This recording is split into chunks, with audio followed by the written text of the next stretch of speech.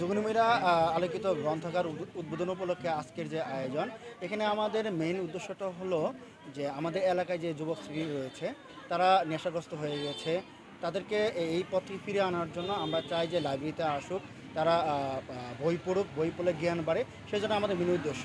আর আমাদের গ্রন্থাগারটা আমরা পরিচালনা করতেছি, আমাদের এক নিজস্ব সংগঠন রয়েছে, সবার জন্য আমরা যোগিনীমিরা যুব উদ্যোগ, এই আয়োজনের একটা কার্যক্রম। আমরা এই কার্যক্রম থেকে আমরা ভবিষ্যতে আরও অনেক কিছু করতে চাই। তো আমরা চাই যে আমাদের যারা যুবকরা রয়েছে, ছোটরা রয়েছে। আজকে আমাদের এই যোগনমরার যুব সমাজ যে উদ্যোগ নিয়েছে, এই যোগনমরা মোড়ে যে একটা গ্রন্থাগার উদ্বোধন করতেছে, আমি অত্যন্ত আমার কাছে ভালো লাগছে যে একটি মানে ব্যতিক্রম ধর্মী একটি উদ্যোগ এই সমাজের, এই যুবক সমাজ নিয়েছে।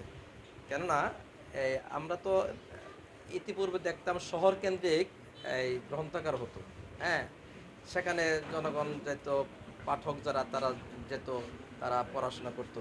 কিন্তু আজকে এই যে গ্রাম অঞ্চলে এত সুন্দর একটা উদ্যোগ তারা নিয়েছে, এই এলাকা আমি মনে করি যে এলাকার মানে পাঠকবৃন্দ যারা যারা বই পড়ার মতো সবসময় মনে চায়, কিন্তু হাতের নাগালে বই না থাকার কারণে তারা কি কিনতেও পারে না, পড়তেও পারে না।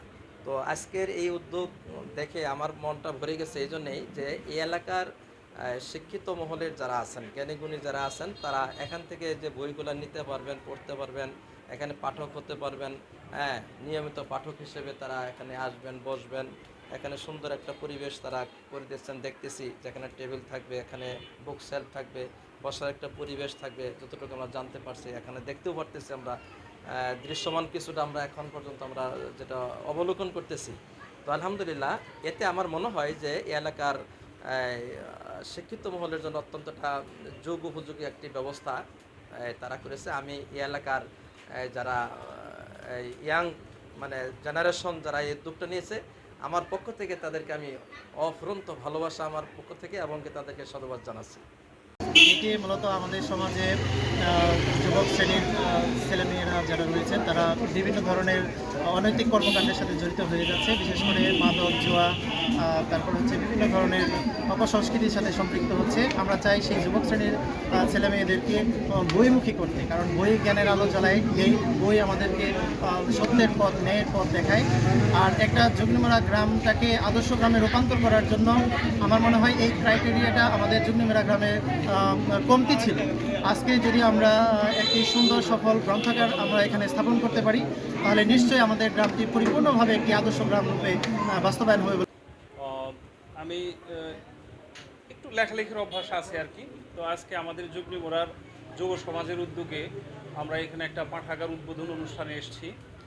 আর এই পরিবেশে এসে খুবই আনন্দিত যে আমাদের আজকের এই নতুন প্রজন্মরা যেখানে শুধুমাত্র mobile device, online, Facebook, YouTube ছাড়া যখন আমাদের আজকের প্রজন্ম কিছুই বুঝে না, ঠিক সেই সময়ে এই যে উদ্যোগটা, এটা নিঃসন্দেহে আমাদের এই তরুণ প্রজন্মের জন্য খুবই উপকারী। আমরা নতুন প্রজন্মের হাতে যদি আমরা মোবাইলের পরিবর্তে একটা বই তুলে দিতে পারি, আর বই পড়া যে কতটা আনন্দের বিষয়, এটা যাদের এই নেশা আছে তারা বুঝে। হ্যাঁ, আমরা ছোট সময় থেকেই বই পড়ে আসছি। আমরা যেমন ওই যে ব্রাক এনজিও থেকে এক সময় পাঠাগার দিয়েছিল প্রায় বিভিন্ন স্কুলে। তো আমরা সেই পাঠাগারের মানে পাঠক। তারপরে এখানে আমাদের শেরপুরে সরকারি পাঠাগার আছে, তারপরে ব্যক্তিগত পর্যায়েও আমাদের বইপত্র আছে, আমাদের স্কুলে অনেকগুলো বই আছে, আমি পাঠাগার সাজাইছি আর কি।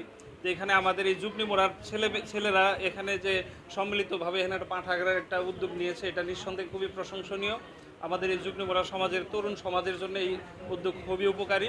আর আমি ছোটোখাটো একজন কবি লেখক হিসেবে আমার লেখা 2-3টা কাব্য আছে, আমি অবশ্যই আমার বইগুলি দেবো। আর আমার সংগ্রহে আরও অনেক বইপত্র আছে, আমি চেষ্টা করব আমাদের সেখানে দেওয়ার জন্য, অনুদান দেওয়ার জন্য চেষ্টা করব।